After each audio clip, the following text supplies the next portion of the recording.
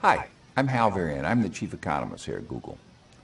Google uses an auction system to rank the ads that appear in the search results page and to determine the cost for each ad click. In this talk, I'll take you through a general overview of how the ad auction works. First and foremost, Google users want ads they see to be relevant. They don't want to be bothered with ads that aren't closely related to what they're searching for. And advertisers want to show relevant ads so users will actually click on them. In the meantime, Google wants to provide a good experience for users and a good value to advertisers so they come back and use their services again in the future. Now, I'd like to walk you through what a traditional auction looks like. Say we have 4 advertisers competing for space on the search results page, and each has indicated a different amount they're willing to pay for a user to click their ad and visit their website. $4, $3, $2, and $1. I'll refer to these amounts as the bids. Now, in a traditional auction, ad positions will be determined exclusively by bids. The highest bidder would get the first position, second highest bidder the second position, and so on. Google uses a variation of what's called a second price auction. And in a second price auction, the buyer doesn't have to pay their full bid.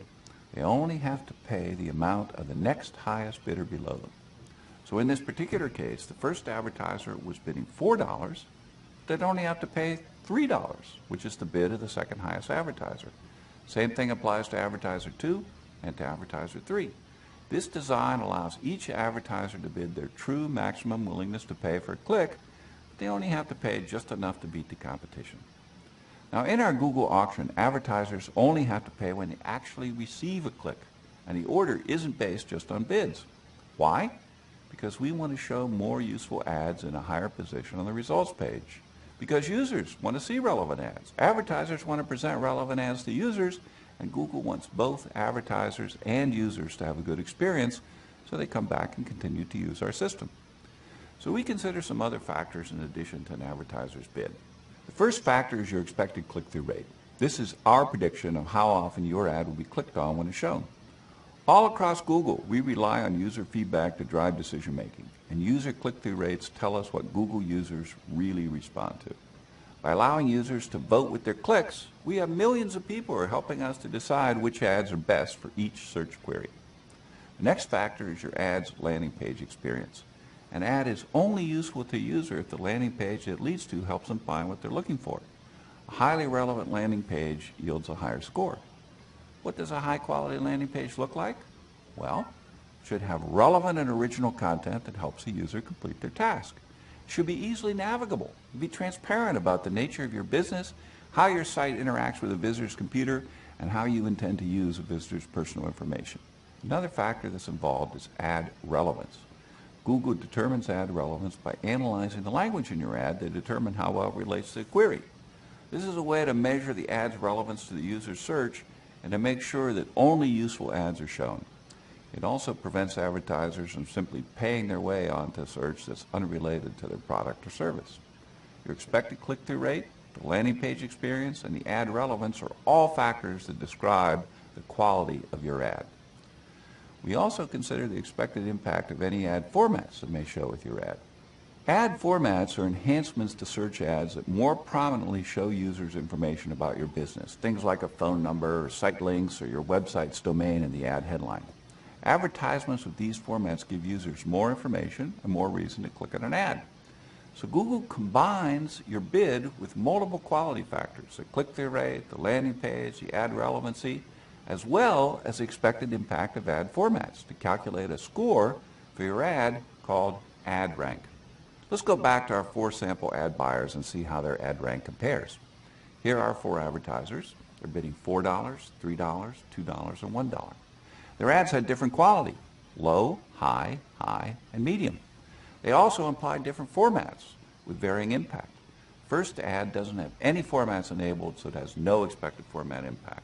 The second ad is only eligible for one format and has a low expected format impact. And the third is eligible for several extensions and garners a high expected impact, and for the last ad, it's medium. So in this example, the first ad has an ad rank of 5. Next ad has an ad rank of 15. Third has an ad rank of 20, and the last ad has an ad rank of 8. It's this ad rank score that determines ad position on the results page. And in addition, only ads with sufficiently high rank appear at all. So with this ad, with an ad rank of 20, it gets first position, even though it has a lower bid. Why? Because of its quality and formats.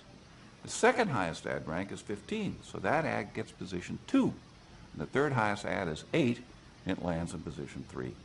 The advertiser up here, who's bidding $4, has such a low quality and format impact that it doesn't get a position on the page at all, despite having the highest bid. So now we know how the ads are ranked, but how much do you actually pay for a click? Well, you pay the minimum amount that's necessary to maintain your position and any formats that are shown with your ad. So let's get back to our ad rank table and talk about the advertiser in position 1. He's competing with the advertiser in position 2.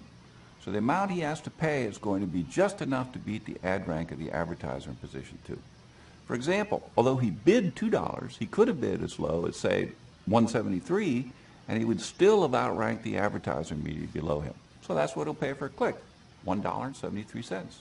Similarly, the amount that advertiser in position 2 has to pay is the minimum needed to beat the ad rank of the advertiser in position 3, and so on down the page. So in this example, the top-ranked advertiser winds up paying less than what he was actually willing to pay for a click. And it's the same for the other advertisers as well. All right, let's talk about how advertisers can influence their cost per click and ranking in the auction.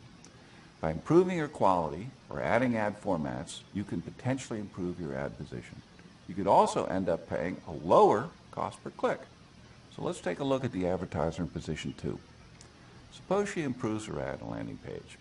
Now her ad rank goes up to 18. Her position here doesn't change, but what happens to how much she pays per click? Before, even though she bid $3, she only needed to bid, say, $2.68 to beat the ad rank of the advertiser immediately below her. So that's what she paid, $2.68. But now that she's improved the quality of her ad, assuming everything else stays the same, she could have bid as low as, say, $2.42 to beat the advertiser below her. So her cost per click goes down to $2.42. Why? Because the price an advertiser pays is partially based on her ad quality. Now imagine this advertiser wants to move to a higher position. So she increases her bid to $3.50. Now her ad rank goes up to 23. That's enough to give her a highest ad rank and to move her into position 1. And what does she pay? The amount that would be just enough to beat the ad rank of 20 below her. Assuming everything else stays the same, that might be, say, $3.38 in this particular case. So to wrap up, why do we handle ad ranking and pricing this way? Like I said at the beginning, it all goes back to the ecosystem Google, our users, and our advertisers all live in. When users see better ads, they're happier, and they're more likely to actually click on those ads, and that makes advertisers happier, which makes Google happy, because with happy users and happy advertisers, we get more people using our system. If you have more questions or want more information, please visit adwords.google.com/support. And thanks for your attention.